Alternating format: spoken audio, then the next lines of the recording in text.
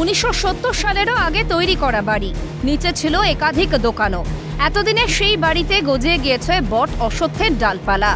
60 বছরের পুরনো সেই বাড়ির ওপরই এবার নতুন করে নির্মাণ কাজ শুরু, তাই আবার 3 তলা। কলকাতার 35 নম্বর ওয়ার্ডের ফুলবাগান এলাকার 123 হেমন্ত নস্কর রোডের ঘটনা তাজ্জব হওয়ারই মতো। সেই বাড়ির ভিত নিয়েও সন্দেহ জনমানসে। 54 বছরের দোকান আপনার? হ্যাঁ। আর তখন কি নতুন বাড়িতেই দোকান করেছেন? হ্যাঁ, আমি ফার্স্ট আমি নিয়েছি। আচ্ছা, তো সমস্যা হবে না? না। বাড়ির ক্ষমতা কি টেস্ট হয়েছিল? হ্যাঁ, সব কিছু হয়ে গেছে। সবকিছু টেস্ট হ্যাঁ, কর্পোরেশন থেকে সব লোক এসেছিল, টেস্ট করে গেছে। এইটা বলতে পারবো না। আমার ওখানে লটারির দোকান ছিল, 78 সাল দিয়ে আমি বসছি। এই ফুলের দোকান 78 সাল দিয়ে আমরা। হ্যাঁ, বুঝেছেন। এবার কত বছরের বেশি পুরনো?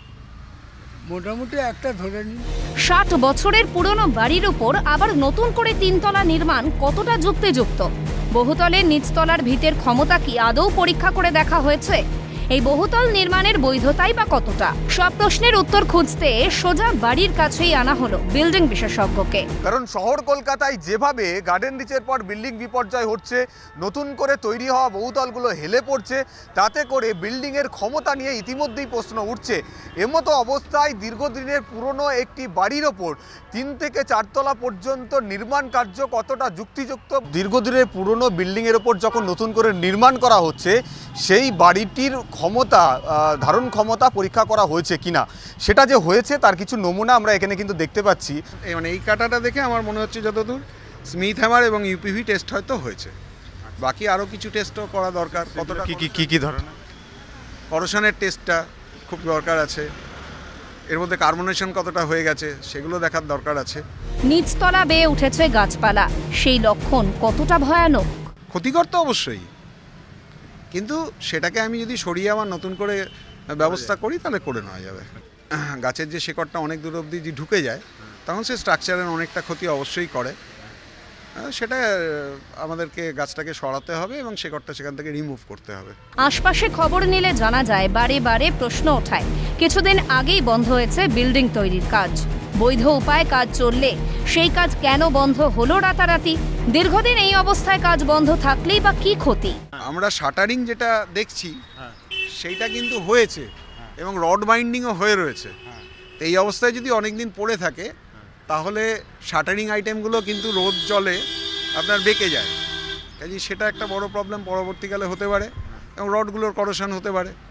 কাজে এটা এই অবস্থায় অনেক দিন ফেলে রাখাটা যুক্তিপূর্ণ কাজ নয়। এগুলো কিন্তু করার পরে আবার ঢেকে দেওয়ারই কথা, রডটাকে বের করে রাখার কথা নয়। পুরনো বাড়ির ওপর নতুন নির্মাণ নিয়ে হাজারো প্রশ্ন, তার মধ্যেখানে জনমানসে আরো প্রশ্ন। তবে ঠিক কিভাবে এমন নির্মাণ করা যাবে? কিভাবে বোঝা যাবে কোনো বিল্ডিং বৈধ না অবৈধ?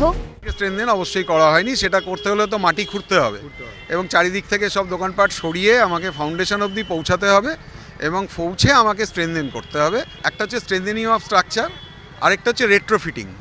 তো এই রেট্রোফিটিংও করা যেতে পারে যে আমার বাড়িটা এই লোড নেওয়ার উপযুক্তই নয়, কিন্তু আমি আবার এটাকে উপযুক্ত তৈরি করছি। কাজে রেনোভেশন, রেট্রোফিটিং, এই যে টার্মসগুলো আছে, এইগুলো যদি প্রপারলি করা হয়ে থাকে তখন আমরা লোডটাকে নিয়ে নিঃসংশয় হতে পারবো। কিন্তু যদি আমি জাস্ট পুরনো যা আছে কিছু না দেখে চেক করে আমি যদি লোড চাপাতে চাই, তখন কিন্তু একটা ভয়ঙ্কর ব্যবস্থা ঘটতেই পারে। এখন ফাউন্ডেশনটা তার কেমন ছিল সেটাই সবথেকে বড় প্রশ্ন। এখন মাটিটার ধারণ ক্ষমতা কতটা রয়েছে সেটা নিয়েও একটা প্রশ্ন থেকে যাচ্ছে। এমতো অবস্থায় 60 বছরের পুরনো একটা বাড়ির ওপর 3 থেকে 4 তলা এরকম নতুন করে যে কনস্ট্রাকশান হচ্ছে, সেটার ভবিষ্যৎ কতটা থাকবে স্বাভাবিকভাবেই প্রশ্ন উঠছে এবং এলাকার মানুষদের মধ্যে প্রশ্ন থেকে যাচ্ছে যে বড় কোনো বিপদ আগামী দিনে ঘটবে না তো এরকমভাবে একটি পুরনো বাড়ির ওপর নতুন নির্মাণ করাকে কেন্দ্র করে? এখন এই বিষয়ে পুরসভা কতটা অবগত রয়েছে সেটাই সবথেকে বড় প্রশ্ন।